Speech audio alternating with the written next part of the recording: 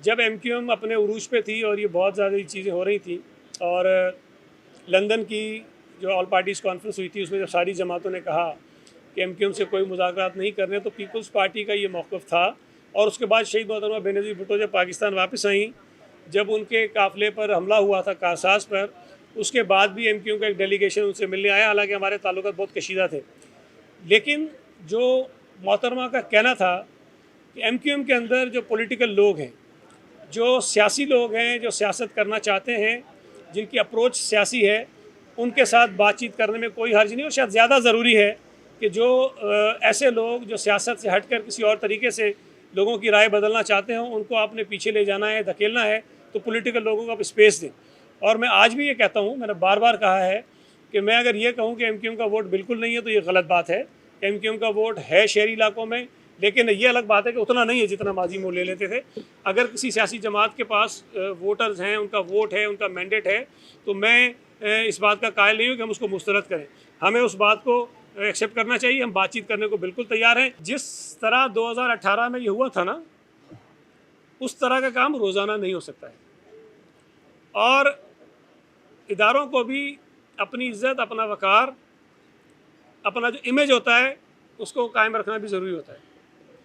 तो ये ज़ाहिर है कहीं ना कहीं ज़रूर एहसास इस बात का होगा कि 2018 में जो कुछ हुआ, जिस तरह पीटीआई को कराची से और बाकी जगहों से जितवाया गया, अगर उस चीज़ को हम कंटिन्यू करते हैं तो शायद पाकिस्तान की आवाम और दुनिया उसको तस्लीम नहीं करेगी।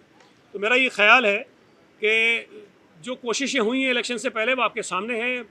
यार, वज़ीर खुल के जाके जलसों में करते रहे तकरीरें, मुझे बताएं ना, ऐसा कोड ऑफ कंडक्ट तो कुछ और कहता है।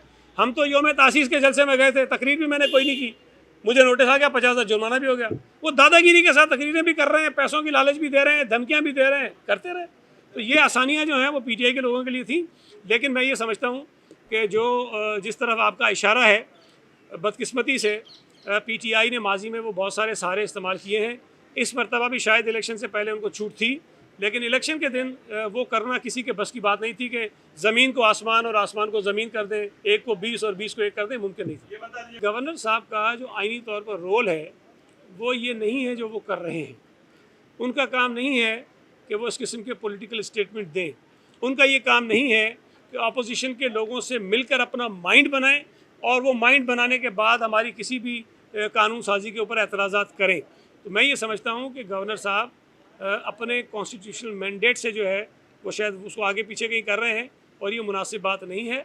बाकी जो इख्तियारात की बात है, लोग उनसे मिलते हैं, उनसे बात करते रहें। गवर्नर साहब अपना चपरासी भी ट्रांसफ़र नहीं कर सकते कानून के मुताबिक, तो ना, तो ठीक है, कानूनी ओहदा है। मैं बार बार कहता हूँ, वो जो काम करते हैं ना, दोस्तों यारों को बुलाते हैं, चाय पीते हैं, खाना खाते हैं, गपशप लगाते हैं, वही काम ठीक है, वही करते रहें।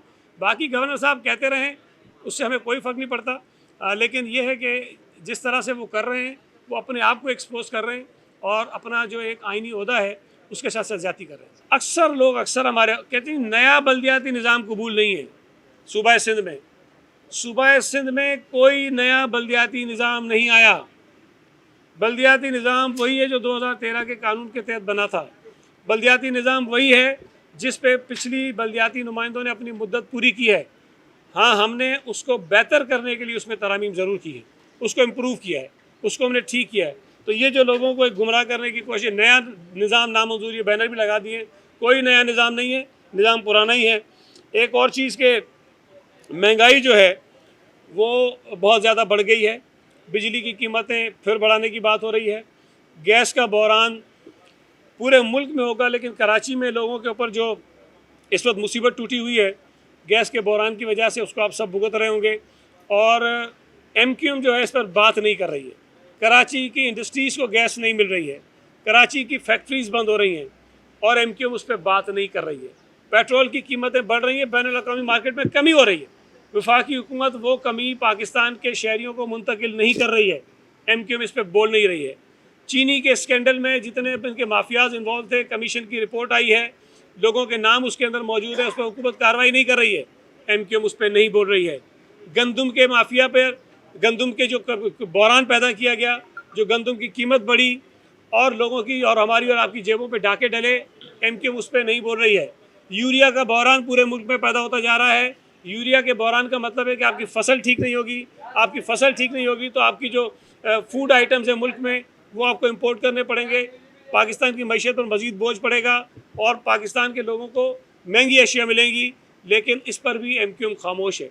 तो वो जमात जो यहाँ ठेकेदार बनी हुई है कि कराची के लोगों के हुकूक़ की हम बात करते हैं, हमारे दौर हुकूमत में बार बार पेट्रोल की कीमतें बढ़ने पर इस्तीफ़े देने वाले, हुकूमतें छोड़ने वाले, आज उनके मुँह से एक लफ्ज़ नहीं निकलता और वो खामोश हैं कि माजी में जो कुछ गलतियाँ हुई हम सबसे, जो कुछ गलतियाँ कराची के शहरियों ने की कि गलत तरीके से किसी और लह में बहकर वोट दिए MQM को, लिसानियत की बुनियाद पे दिए हों, किसी और बुनियाद पे दिए हों, अब आपके पास उम्मीद की किरण बिलावल भुट्टो ज़रदारी है। खैबर पख्तूनख्वा के लोगों ने पता नहीं क्या सोचकर कौन सी उम्मीदें बांधी थी, PTI से उनको वोट दिया, लेकिन पंजाब के लोगों ने जिस तरह उनको वोट दिया, अब मैं समझता हूँ कि पंजाब के लोग हों, KPK के लोग हों, कराची के लोग हों, बलूचिस्तान के लोग हों, सूबा सिंध के दीगर अज़ला में रहने वाले लोग हों, उनकी उम्मीद की किरण बिलावल भुट्टो ज़रदारी है।